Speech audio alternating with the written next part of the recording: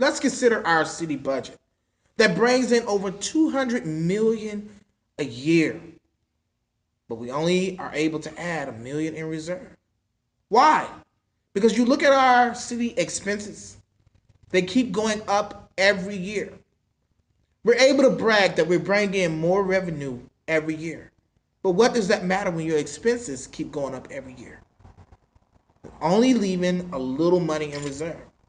And with a city that has less than 40 million in reserve this size, to me, that is a problem and that is an emergency.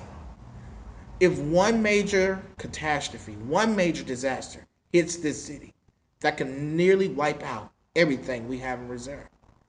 I believe that as the mayor, when I or if I should take office, my main focus should be to look at our expenses in every department that make up our municipality.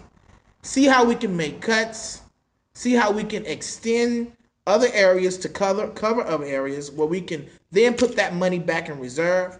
Look at individuals who've been sitting in seats for a very long time, who can afford to go home, and allow us to open up entry level positions for graduating college students who would accept a lower salary to do what they're doing, therefore leaving more money back in our budget to place towards something else. I think that the budget is very important in considering resources for our nonprofit organizations, infrastructure such as our streets, inner communities such as dilapidating houses and abandonment. When you are able to reserve more money towards getting rid of these properties and adding value back into your community, then you're on your way to a successful, thriving community.